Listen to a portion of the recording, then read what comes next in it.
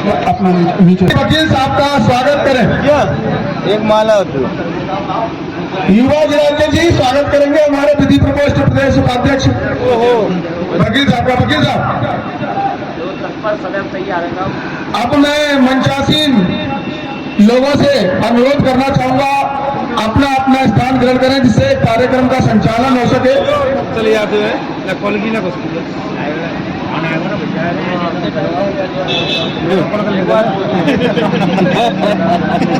Number नहीं मेरा number है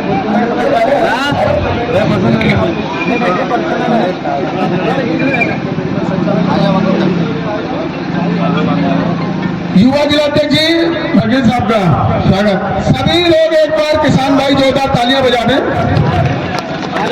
अब एक चीज का विशेष ध्यान रखना है। देखिए अभी सर्दियां पड़ रही हैं तो हम सबको जोश आना चाहिए और गर्मी आनी चाहिए।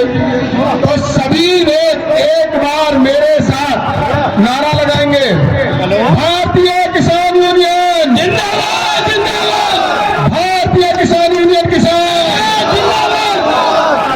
हम सबकी समस्याओं के लिए, हमारी पीड़ाओं के लिए हमारे यहाँ पर मुड़ी चौराहे पर उपस्थित हुए हैं। मैं शर्मा जी जो इस प्रोग्राम के, रिंकू पंडित जी जिन्होंने ये प्रोग्राम ऑर्गेनाइज किया है और किसानों के लिए जो भी समस्याएं इस क्षेत्र की, उनके लिए माननीय राष्ट्रीय अध्यक्ष जी को आमंत्रित किया है जिससे कि हम सभी किसान अपनी अपनी समस्याएं यहाँ रख सकें। यहाँ पर किसानों की बहुत मांगे हैं। कल मैंने इस क्षेत्र का दौरा किया था, कई सारी समस्याएं हैं, बहुत सारी समस्याएं हैं। लेखपाल से लेकर ट्यूबवेल से लेकर विद्युत विभाग से लेकर कई सारी समस्याएं हैं। कई किसान मुझे मिले जो बोल रहे थे हमें समय से खाद नहीं मिलता है। कोई बोल रहा था कि हम खतौनी के लिए या खसरे के लिए जाते हैं तो लेखपाल हमको परेशान करता है। अगर आपकी किसी भी किसान भाई की किसी भी प्रकार की कोई समस्या है तो आप हमें यहाँ पर अपनी समस्या से अवगत करा सकते हैं और हम आपकी समस्या के समाधान के लिए तन मन धन सारी चीज लगा देंगे और आपकी समस्या का समाधान 100% होगा। और माननीय राष्ट्रीय अध्यक्ष हमारे ऐसे हैं जहां हुंकार भर दें तो क्या किसी डीएम की चलती है, क्या किसी एसडीएम की चलती है। सारे डीएम और एसडीएम यहां आएंगे पानी लेके कर लो, राष्ट्रीय अध्यक्ष जी हम सुन रहे हैं। कहाँ कैसी कैसी समस्याएं आती है किसानों के साथ, तो इसलिए वो समस्या का समाधान करने के लिए हमारे तत्पर रहते हैं और सभी किसान भाइयों से वो अपने माध्यम से तथा अपने पदाधिकारियों के माध्यम से ये सूचित भी करवाते हैं कि किसी भी किसान को या जो समस्याएं हैं वो हमारे सामने रखें और हम उनकी जितनी मदद हो सकती है अपने द्वारा मदद की जाएगी। रही बात इसकी कि नेता तो कोई भी बन सकता है लेकिन एक शिक्षित होना बहुत बड़ी बात है आज के समय में। जैसा कि किसान भाई सब सोचते हैं कि अपने बच्चों को शिक्षित किया जाए, तो हमारे राष्ट्रीय अध्यक्ष जी बहुत शिक्षित हैं जो कि एक डॉक्टर की MBA है इस समय और MBA करने के बाद कहीं जॉब भी कर सकते थे और अपना जीवन यापन बहुत अच्छे से कर सकते थे।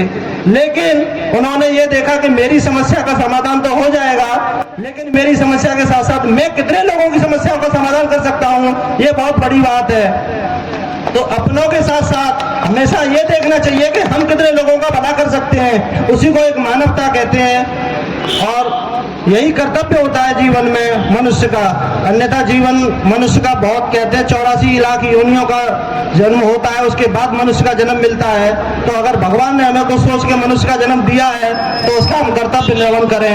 यही मेरा थोड़े शब्दों के साथ वाणी का विराम देता हूँ। जय श्री राम। हमारे बीच आए हमारे भारतीय किसान यूनियन किसान के कोषाध्यक्ष दीपक चौहान जी अपने शब्दों में थोड़ा किसान भाइयों से बात करें।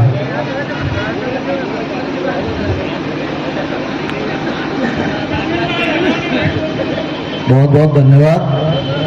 आगरा जिले की समस्त जो टीम है, चाहे उनसे पूछना है कि अध्यक्ष जी फलां जगह पे फलां तहसील में फलां जिले पे ये समस्या चल रही है, क्या हम आंदोलन अपना खड़ा कर दें? तो आज केवल अध्यक्ष जी के आदेश से ही उतना बड़ा आंदोलन हम खड़ा कर सकते हैं कि किसानों की समस्याओं का समाधान आप स्वयं ही करा सकते हैं। और रही बात, जैसा कि कोई भैया भी बता रहे थे, यहाँ क्षेत्र में बहुत समस्याएं चल रही हैं तहसील में या लेखपालों से लेकर, तो इतना तो अध्यक्ष जी का केवल नाम से ही आप करा सकते हैं कि उनकी इतनी औकात नहीं है कि किसानों को परेशान कर लें। इन्हीं के साथ मैं यहाँ की टीम को एक बार फिर से धन्यवाद दूंगा। ऐसे कार्यक्रम कराते रहें। बहुत बहुत धन्यवाद।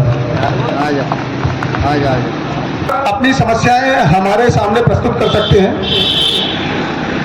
और यहाँ पर हमारे बीच जो सारी समस्याओं पे सबसे ज्यादा ध्यान देते हैं,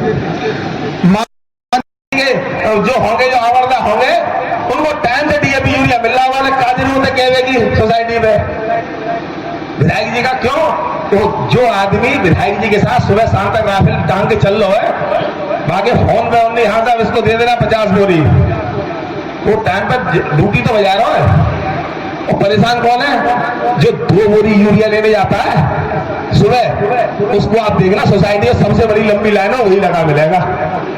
और रात को डीएपी ताला खुल के जो उनके बहुत बढ़िया भाई होंगे नेताजी, उनके घर पहुंच जाते हैं। यही होता है। तो ये स्थिति है।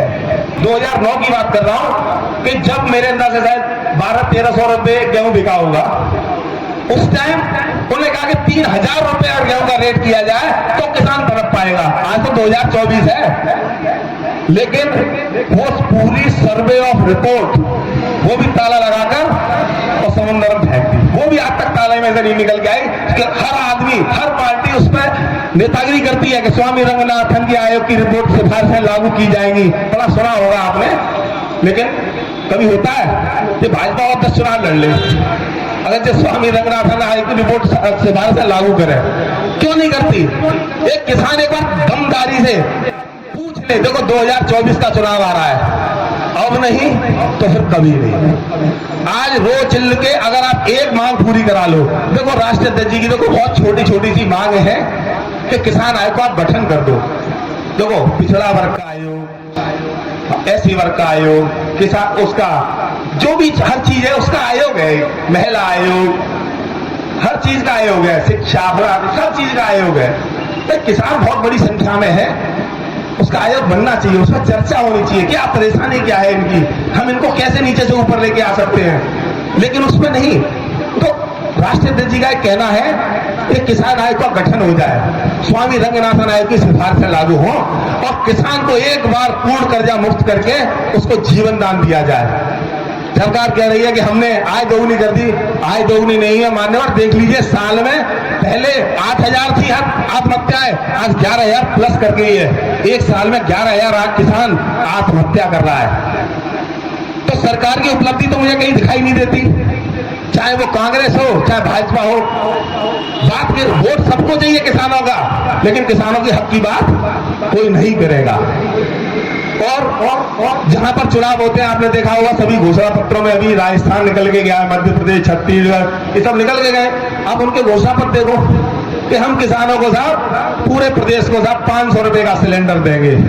क्यों? उत्तर प्रदेश में हमने वोट ना थे, सरकार वैसी बनेगी है जी। अरे हम तो दे दो, हम लोग तो वोट दें, सरकार में बैठाए उत्तर प्रदेश, ये सब मिला लो और उत्तर प्रदेश ही बराबर ना बैठेंगे। इतने बड़े प्रदेश के हमने तो मुखिया बनाए थे, तो अब कम से कम जो उन्हें सिलेंडर 500 को दे सकते तो हमें ना दे सकते। सिलेंडर तो उन्होंने बेच दिए। सिलेंडर का उज्ज्वला योजना चली साहब, उज्ज्वला योजना में साहब 5 टन सिलेंडर की कीमत जो भरवे के टाइम पे 11 से 6 सिलेंडरों पर सब्सिडी भी दी जाएगी। उज्ज्वला लिया, क्या पर्यावरण बचा लिया? जो गरीब आदमी है उसका सिलेंडर खत्म हो गया, उसको कुन्ने में रखा है वो सिलेंडर, रोटी उसके यहाँ फिर भी चूल्हे पे हो रही है। उस सिलेंडर को कम से कम जो 400 है उसको 500 रुपए तक करके दो, तो कम से कम गरीब आदमी उसको भरवाए। आज 1000 रुपए का सिलेंडर भरवाने उसकी कमर टूट जाती है, कहां से लेके आएगा? कर्ज मुक्ति की बात करते हैं तो बहुत से लोगों के पेट में दर्द होता है। बोले साहब किसानों का बार बार कर्जा मुक्ति की बात करते हैं। किसान एक अपनी जमीन पर गेहूं, धान जो भी करता है उसको क्या वो पूरा खा लेगा? देश के लिए उगा रहा है ना, इन उद्योगपतियों को खिलाने के लिए उगा रहा है ना। लेकिन होता क्या है, जब उसके कर्ज मुक्ति की बात आती है तो इन्हीं सबके पेट में दर्द होगा। जितने वहां वित्त मंत्री हैं वो कहेंगे कि खजाना खाली है। सबसे पहले वित्त मंत्री से पूछा जाएगा, उन्होंने कहा हुजूर बताओ कुछ है इंतजाम? जैसे राजा सेनापति से पूछता था, उन्हें भाई खजाने में मंत्री क्या हाल है, तो वित्त मंत्री कहता भैया ऐसा आदमी बन पाएगा, किसानों का कर्जा माफ नहीं कर सकते हैं। लेकिन उद्योगपतियों का जब राइट ऑफ करने की बात आए तो 1.5 लाख 2-2 लाख करोड़ बड़े बड़े उद्योगपतियों का राइट ऑफ कर देते हैं। इसको बोलते हैं वो राइट ऑफ। अरे सब आ नहीं रहा था रोटेशन में, इसलिए हमने उनका राइट ऑफ कर दिया है। और जब किसानों का राइट ऑफ करने की बात आए तब अरे केसीसी कराते हैं तो आपने देखा होगा इंश्योरेंस का पैसा काटता है बीमा का। काय चीज का बीमा है भाई साहब? काय चीज का बीमा है वो? इस बार यहाँ पर जब हमारी नरेंद्र सिंह तोमर जो कृषि मंत्री हैं, मंत्रालय में फसल बीमा योजना, तो बोले साहब वो तो किसानों को करानी चाहिए। मैंने किसान जाता है ब्लॉक करवाने के लिए, बोले फिर मैंने एक दिन तो सचिव ना मिले हो, दूसरे दिन वीडियो ना मिले हो, फिर वो लौट के किसान 2 चक्कर मार के आया तो घरे होने जो हुई सो देखी जाए। तो जब ओला पड़ता है तो फिर वो देखता है कि साहब अब की बार सरकार का दे तो जब इंतजाम हुए, फिर वहां से चेक आते हैं, साहब घोषणा होती है कि साहब ओलावृष्टि हुई है, साहब ये हम माफ करेंगे। फिर कैरफा माफी आता है 400 रुपये बीघा की, क्या करेगा ओले के बिछाएं। तो हमने कहा जब आपका चुनाव होता है प्रधानी का या आप मान लो विधायकी का या लोकसभा का, एक मास्टर जाके घर घर जाके वोट बना देता है कि नहीं बना देता है? तो कितनी देर लगता है वोट बनाए? 15 दिन पूरे वोट बनाए। तो अरे मास्टर की तनख्वाह 2.25 लाख रुपए है। उनसे ही कह दो नहीं भाई साहब तुम्हारी जिम्मेदारी है, लेखपाल साहब तुम्हारी जिम्मेदारी है, सेक्रेटरी साहब तुम्हारी जिम्मेदारी है, जब बीमा जितने हैं उन्हें फसल बीमा तुम्हें करके देने हैं। 75 रुपए एकड़ है, कोई बहुत बड़ा काम नहीं है। तुम करो ना बीमा, हमें 6,000 में तो 5,000 दे दो। लेकिन क्या है, योजनाएं बहुत है, लेकिन जमीन पर कितने? एक आदमी हाथ उठाओ जिसका फसल बीमा योजना हो, एक उठा लो। अगर कोई आदमी तुम्हारे घर पे आके कट जाए तो तुम करवा लोगे कि ना करवा लोगे? कौन करवा लोगे? लेकिन क्या है, वो चक्कर ब्लॉक के काटे और को काटे बार बार सचिव साहब के सेक्रेटरी आवे तब वो फसल बीमा करवावे। तो योजनाएं सरकार के पास बहुत है, लेकिन उसका क्रियान्वयन नहीं है। तो मेरा किसान यूनियन किसान जिंदाबाद जिंदाबाद, किसान यूनियन किसान जिंदाबाद जिंदाबाद। मैं माननीय राष्ट्रीय अध्यक्ष से अपने विचार व्यक्त करें। आज की यहाँ के 85% आबादी खेती से संबंधित है। देश की बहुसंख्यक आबादी निर्धनता की ओर जा रही है, समस्याओं से ग्रस्त है। हमारी यूनियन और मोड़ों की स्थिति है, तो फिर आने वाली कोई भी सरकार हो, चाहे यही हो चाहे कोई दूसरी हो, वो भी किसान खेती का जो भाव तय होगा वो किसान तय करे, सरकार के नुमाइंदे तय न करें। आज आप देख रहे हैं किसी भी खेती को आप लगा लीजिए, हम लोग लागत नहीं निकालते। आलू की लागत निकाल, हमारी महंगाई बढ़ी हुई है या देश की महंगाई बढ़ी है, उसी अनुपात में खेती